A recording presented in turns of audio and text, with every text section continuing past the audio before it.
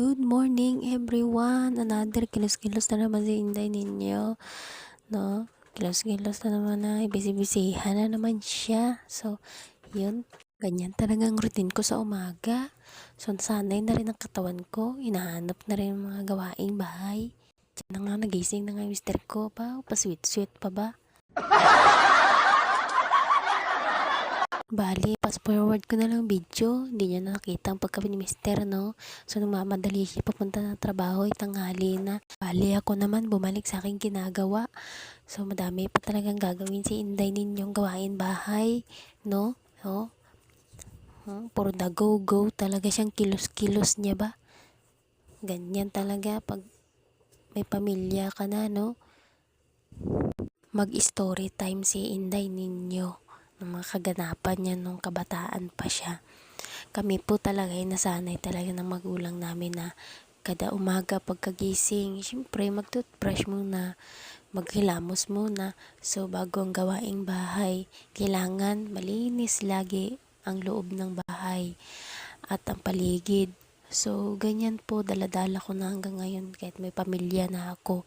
So, ako din, gusto ko rin talaga na laging malinis ang bahay ko, laging malinis ang kwarto ko, laging malinis ang paligid ko. Kaya, siyempre, di ba, masarap sa mata na malinis ang paligid at loob ng bahay mo.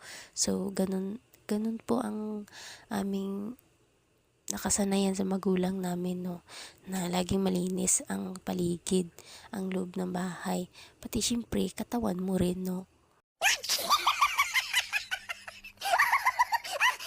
Tapos lagi din kaming nakaalalay sa mama namin, sa papa namin, lagi kaming nagtutulong sa mga gawain, no, bilang isang dalagang probinsyana, syempre lahat nandoon na, tulong sa bukid, magtanim ng mga ganito ganyan, mga gulay, mga mais, mga balinghoy, no? Kung pamilyar kayo sa mga ganun, syempre mahirap din yun, no? Swerte na nga mga kabataan ngayon dahil puro gadget na lang, tapos puro ano na lang, ayahay na lang buhay nila, no? Higa, tulog na lang, eskwela. So, kami noon mahirap, no? Bago pa kami galing school, dami pa namin gagawin, no? Maglinis, magtulong sa magulang.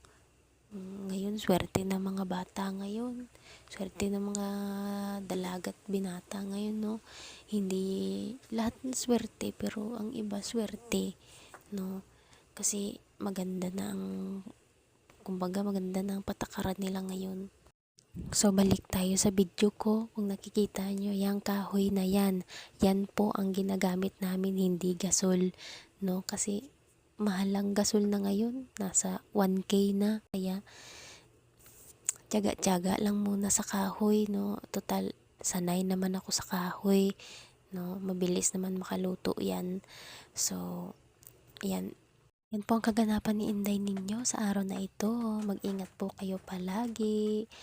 God bless you. At kung bago pa lang po kayo sa aking YouTube channel, huwag kalimutang i-subscribe and play button para palagi kayong updated sa aking mga videos. Thank you!